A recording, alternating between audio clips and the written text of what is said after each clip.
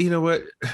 If I'm Philly, I'm like, you don't want to come to camp? That's cool with me because I'm gonna recoup some of that $33 million. Yeah, damn straight. And now that was my question. Where, like, what are the fines like if you just don't show up to camp?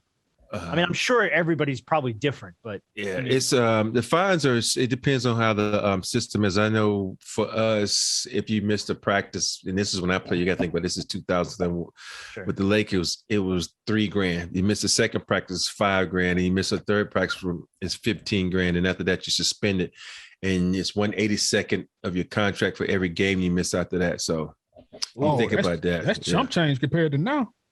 Oh yeah, you know, yeah. You never know though. What they they might tell them to stay away because sometimes they tell players to stay away because your attitude is detrimental towards the team. So, stay away. But see, here's the thing: that price for him, because I think eventually, they may fine him, but eventually they'll have to trade him. That price from what I think originally was what 3 first-round picks or something crazy, 4 first-round picks. That's ridiculous. That's going to have to drop if you want anybody to start knocking at their door. And you're going to have to eat some of that contract. Yeah. Philly. And plus, you're going to have to, whoever takes Ben Simmons is going to have to give up a lot. Let's take Portland, for instance. That was just CJ McCullough is a lot for me to give him up or something like that. That's a lot because I really like his game. I know a lot of people are like, okay, he'll fit in perfect, but why would they, use CJ McCullough in Philly? Okay, let's say you trade him to what was the Golden State trade they was talking about?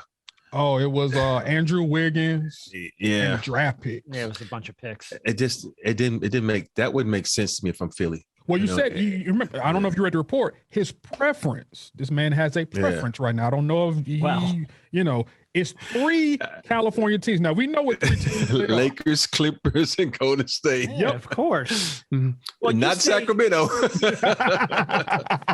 I know. And watch, he gonna end up in Sacramento. Unless Philly's just trying to screw him, and they're like, "You wanted to go west? We put you in California." But if he goes to Sacramento, they have to give up De'Aaron Fox. Yeah. Yeah. And I'm gonna say this: I still don't understand why the Lakers did not draft Fox. And I like Ball a lot, but I just thought Fox was a better player than Ball. And there's 2 different type of players. Ball is an up and down type of guy, get everybody involved, and Fox is more so like hey, okay, I'm gonna get mine, but I'm gonna give you yours a little bit later on. But it was one of those things, man. How far do you think this Simmons thing goes? Do you think they're going to move him sooner rather than later? Or you think this is going to drag out into the season? I think it's going to drag out because you have to, in situations like this, you have to think about who is not happy.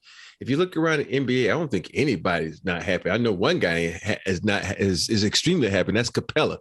That extension he just got signed. Was that today? This morning? 2 years, 48. Yeah. So I don't think there's any disgruntled people outside of Buddy Hield that's on a team. Yeah. Buddy Hield probably is like you're going to have to give it just more than Buddy Hield to get Ben Simmons. So don't be shocked if that's a package. Somehow they do something with Sacramento and send away disgruntled Buddy Hield to try and get Ben. Yeah, I don't know. Whole thing sucks. It's just weird. I don't like it. He's just not in a good position because you're talking about a guy that has 4 years left on his contract with that kind of money. Now, the plus side of this is he's only like 24, 25. So at the end of this contract, you're talking about being 28, 29, still in your prime.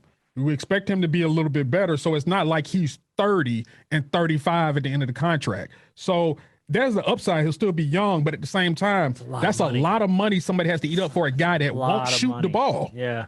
Yeah. But here's the thing, like let's say if he goes somewhere and they take him off the point. This is, we're gonna put you in the post.